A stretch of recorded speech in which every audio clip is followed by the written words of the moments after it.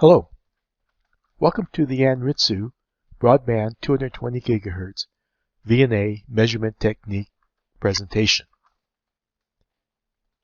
This presentation describes how the VectorStar NE7838G broadband system can be set up to make on-wafer measurements sweeping from 70 kHz to 220 GHz.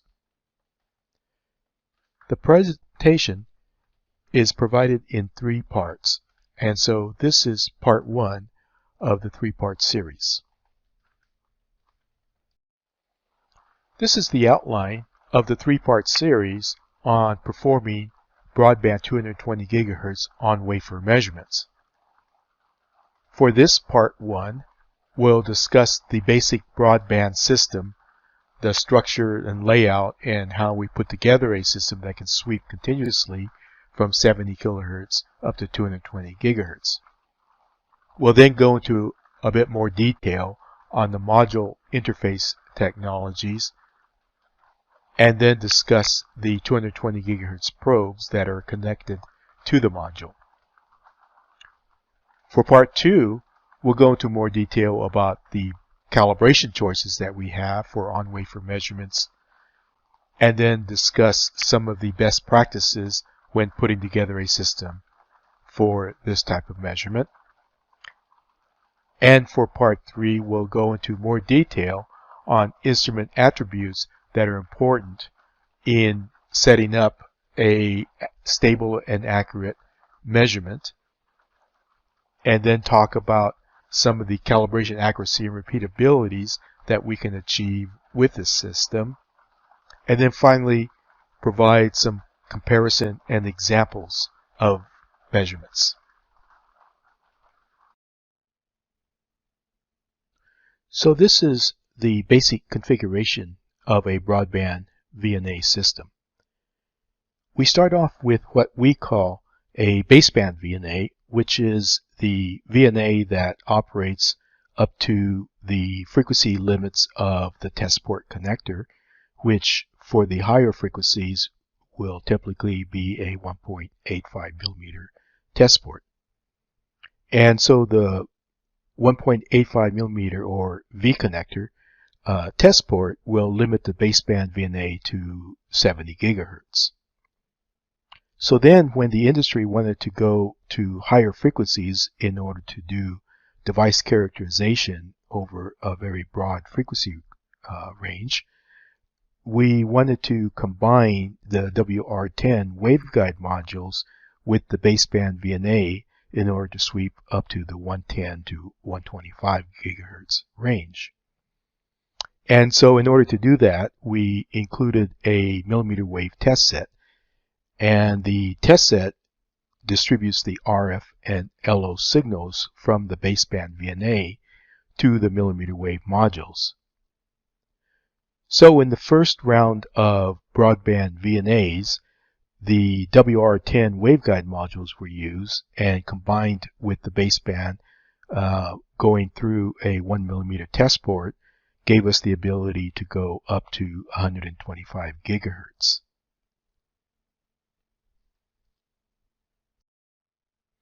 So now we can take a closer look at the structure of a broadband VNA system. And you can see that we're basically trying to combine 2 VNA systems, the baseband VNA and the millimeter wave VNA. And in the baseband VNA, we have our internal sources, LOs, etc. And we're multiplying up the frequencies to the microwave regions. And we have internal downconverters that will downconvert the signals to the IF frequencies for IF processing. And then in the millimeter wave modules, we're using those same sources and LOs for the multiplying up and downconverting back to the IF frequencies within the modules.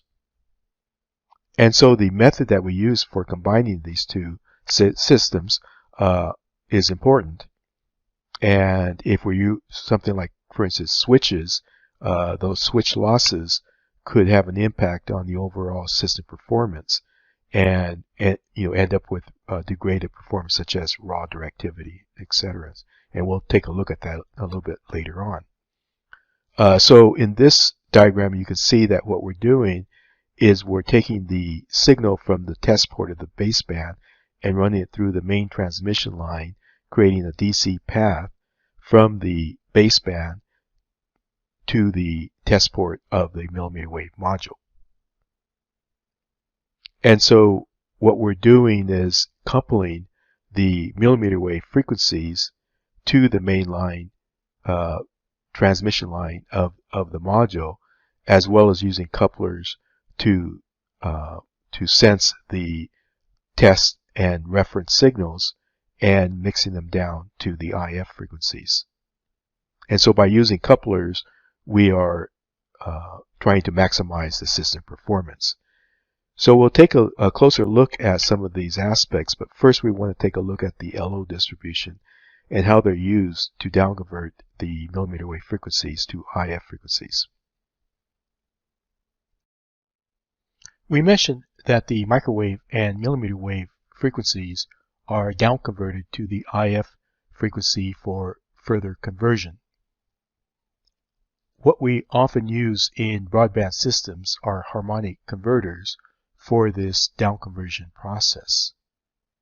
And so we use LO sources as the triggering mechanism for that downconversion. And since a sinusoidal waveform is not necessarily the best choice for this triggering, shaping the LO waveform is one way to improve on conversion efficiencies and linearities.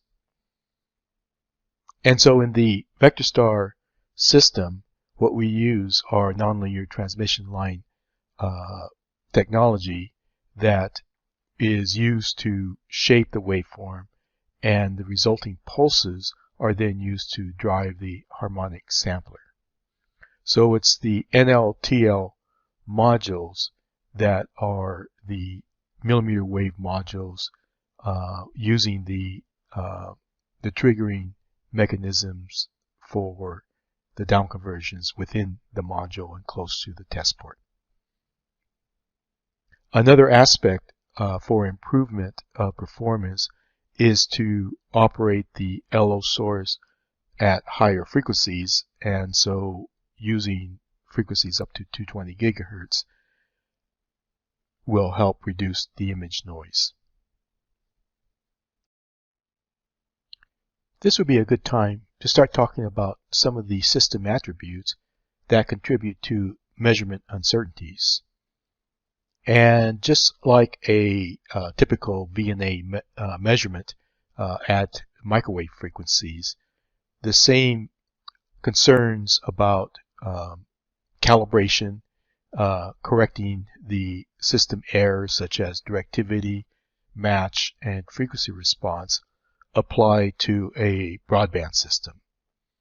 And so the calibration process does correct for some of these system error models, but they will leave some residual levels of error as a result of other aspects within the calibration process. But the general aspect of frequency response, directivity, and match can be corrected for in the broadband system during our calibration process.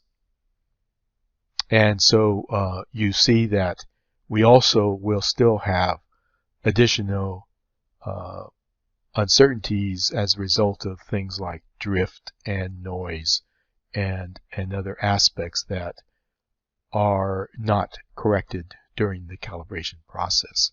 So we want to start taking a look at some of the major contributors to measurement uncertainties. Raw directivity is the uncorrected system directivity, and it's a leading contributor to measurement instability. During the calibration process, the measurements of the calibration standard include both the calibration standard as well as the systemic errors. And since the calibration standard is pretty well defined, the calibration algorithm can extrapolate the error vectors and minimize them during the DUT measurements. So in this example, the calibration short is a good way to isolate the directivity vector. And so during the measurements, the calibration correction reduces the contribution of this directivity error for an improved effective directivity, for improved measurement uncertainties. So as long as the phase relationship between the measurements and the error signals remain intact, then that calibration correction remains quite valid. So one thing we want to start being aware of is the degradation in calibration and stability performance of a broadband system when you start adding test port cables between the test port and the coupler. So by adding the cables between the test port and the directional device, this results in degrading the raw directivity. When you consider the fact that adding any kind of a loss between the test port and the directional device, you're attenuating that signal twice the insertion loss of that path. So the directivity error magnitude remains constant, but the measured signal is attenuated. And if the loss in that network is enough, it can reduce the signal level of the measurement to below the magnitude of the raw directivity. So now any kind of flexing of the test port cable or changes in the temperature after the calibration will change the phase relationship between the measured and directivity signals, and thus you're going to start diminishing the effectiveness of your calibration corrections. And so when you have poor or negative raw directivity, these small changes in that signal phase can produce quite large phase changes between those two signals, and thus it results in a significant increase in measurement uncertainties and in instabilities. So getting back to the architecture of the nonlinear transmission line modules, we see again that there is a DC path coming from the baseband VNA through the module to the test port. Now the source signals up to 54 GHz are provided by the baseband VNA, and then the test and reference signals below 30 GHz are sampled and converted in the baseband VNA. So the architecture of the nonlinear transmission line module combines the source and receivers to the main transmission line through the substrate couplers. And in the NLTL module, the harmonic samplers convert test and reference signals to the IF from 30 GHz up to actually 226 GHz. And so locating the test and reference receivers close to the DUT optimizes system performance for things such as raw directivity.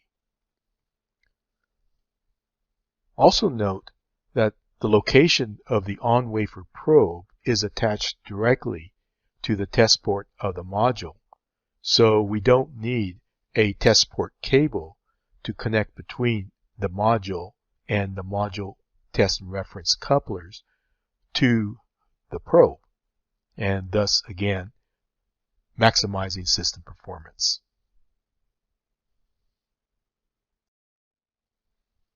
So now we can see the interface between the module and the probe, and going back to our initial description of broadband systems and how we went from a 1.85 millimeter test port in the baseband VNA that can operate up to 70 gigahertz.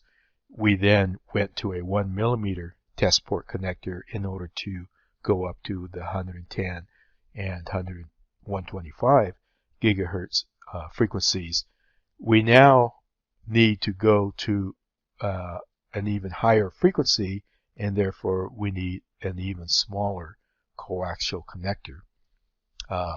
We need to have a coaxial connector because we're, after all, trying to get down into the low RF frequencies, down to 70 kilohertz in this case.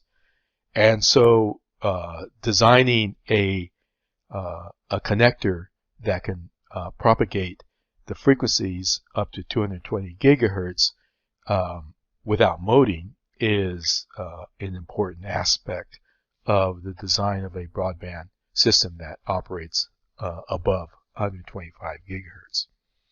And we have previously introduced a 145 gigahertz system, which uses a 0.8 millimeter connector.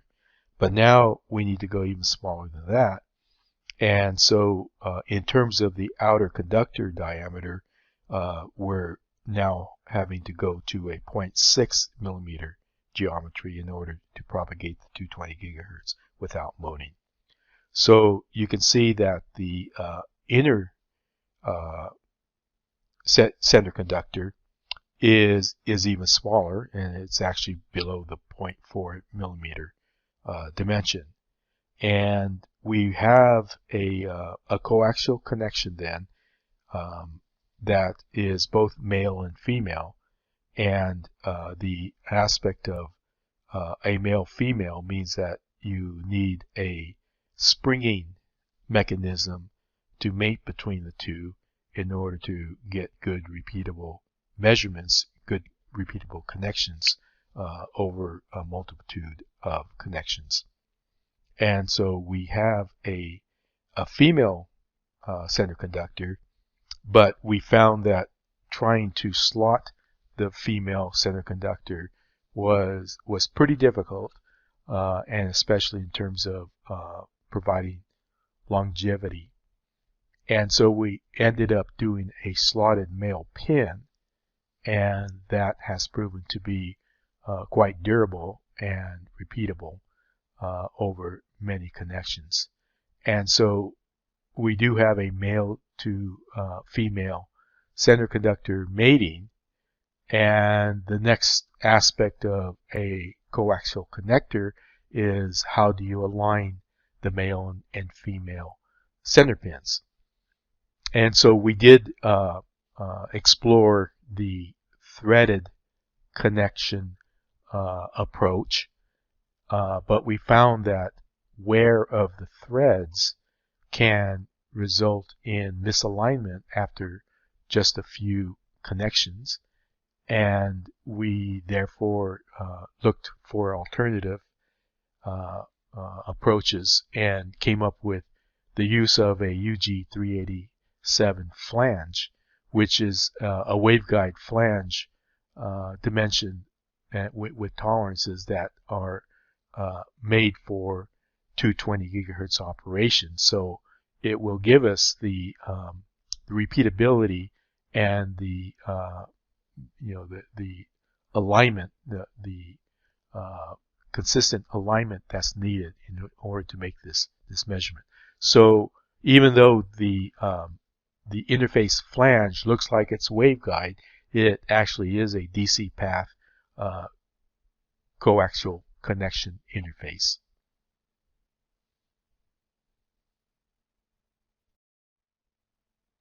And so here we see the installation of the system.